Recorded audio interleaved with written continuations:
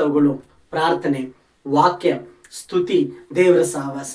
ಕಳ್ಕೊಳ್ಬೇಕಾದಂಥದ್ದು negligence, ಅವಿಧೇಯತಾದಂಥ ಜೀವಿತ, ಅಪನಂಬಿಕೆಯಾದಂಥ ಜೀವಿತ. ಎಷ್ಟು ಸಾರಿ ನಮಗೆ ದೇವರಾತ್ಮ ತಿಳಿಸಿರ್ತಾರೆ. ಅನೇಕ ಜನಗಳು ನಮ್ಮ ಕುಟುಂಬದಲ್ಲಿ ಯಾವ್ದು ಕಳ್ಕೊಳ್ಬೇಕೋ ಅದನ್ನ ನಮ್ಮ ಮನಸ್ಸಲ್ಲೇ ಇಟ್ಕೊಂಡಿದ್ದೀವಿ, ಯಾವ್ದು ಹಿಡ್ಕೊಳ್ಬೇಕೋ ಅದನ್ನ ಕಳ್ಕೊಳ್ತಾ ಇದ್ದೀವಿ. ಯಾರಿಗ ಅವಕಾಶ ಕೊಡ್ತಿದ್ದೀವಿ? ನೀನು ದೇವ್ರಿಗೆ ಕೊಡ್ತಾ ಇದೀಯಾ ಅಥವಾ ದುಷ್ಟನಿಗೆ ಕೊಡ್ತಾ ಇದೀಯಾ? ನಮ್ಮ ಲೈಫಲ್ಲಿ ಇಬ್ರು ಓಡೋದ್ರೆ ಇದ್ದೇ ಇರ್ತಾರೆ, ಒಬ್ರಂತೂ ಇದ್ದೇ ಇರ್ತಾರೆ. ಅದು ದೇವರ ಅಥವಾ ದುಷ್ಟನ, ಅದನ್ನ ನಾವೇ ತೀರ್ಮಾನ ಮಾಡ್ಕೋಬೇಕು. ದೇವ್ರು ನಮ್ಮ ಲೈಫಿಗೆ ಓನರ್ ಆಗಿದ್ರೆ ನಮ್ಮ ಲೈಫು ದೇವರ ಆಶೀರ್ವಾದದಲ್ಲಿರ್ತದೆ, ದೇವರ ತೀರ್ಮಾನದಲ್ಲಿರ್ತದೆ, ಅದ್ಭುತಗಳಲ್ಲಿರ್ತದೆ, ಸ್ವಸ್ಥತೆಗಳಲ್ಲಿರ್ತದೆ, ಸಮಾಧಾನದಲ್ಲಿರ್ತದೆ. ಅದು ದುಷ್ಟ ಒಂದು ವೇಳೆ ನಮ್ಮ ಲೈಫ್ಗೆ ಓನರ್ ಆದ್ರೆ ಸ್ವಲ್ಪ ಮಟ್ಟಿಗೆ ನಿನಗೆ ಹಣ ಕೊಡ್ತೇನೆ ಅವನು, ಸ್ವಲ್ಪ ಮಟ್ಟಿಗೆ ಅವನು ಖುಷಿ ಕೊಡ್ತಾನೆ, ಅದಾದ್ಮೇಲೆ ನಿನ್ನ ಜೀವಿತ ಕಂಪ್ಲೀಟ್ ಆಗಿ ನಾಶನ ಮಾಡ್ತಾನೆ. ಇವತ್ತೇ ತೀರ್ಮಾನ ಮಾಡು.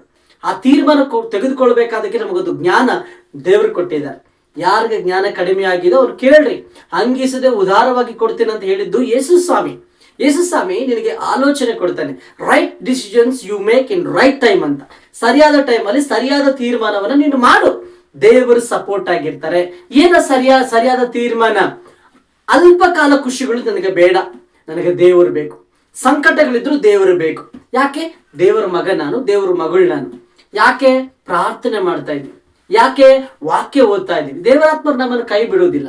ಆತನು ಸಹಾಯ ಮಾಡ್ತಾನೆ, ಗೈಡ್ ಮಾಡ್ತಾನೆ, ಯೋಚನೆ ಮಾಡ್ತಾನೆ, ಆಧಾರವಾಗಿ ಸಂತೈಸಿ ಬಲಪಡಿಸಿ. What not if the spirit of God with us and he encourages us to do something more for the Lord. ದೇವರಾತ್ಮ ನಮ್ಮ ಪಕ್ಷವಾಗಿದ್ರೆ ಆತ ನಮ್ಮನ್ನ ಇನ್ನೂ ಹೆಚ್ಚಾದ ಕಾರ್ಯಗಳು ದೇವರಿಗಾಗಿ ಮಾಡ್ಬೇಕಂತಕ್ಕಂತ ಆತ ನಮಗೆ ಚೈತನ್ಯ ಪಡಿಸ್ತಾನೆ. ದುಷ್ಟನ ಪ್ರಾಪಂಚಿಕ ಯೋಚನೆಗಳು ಮುಂದೆ ತರ್ತಾನೆ, ದೇವರು ಭಕ್ತಿಯ ಯೋಚನೆಗಳು ಮುಂದೆ ತರ್ತಾನೆ. ಸೆಲೆಕ್ಟ್ ಮಾಡ್ಕೋ ಯಾವ ಕ್ಯಾಟಗರಿಯಲ್ಲಿ ನೀನು ಹೋಗ್ಬೇಕು.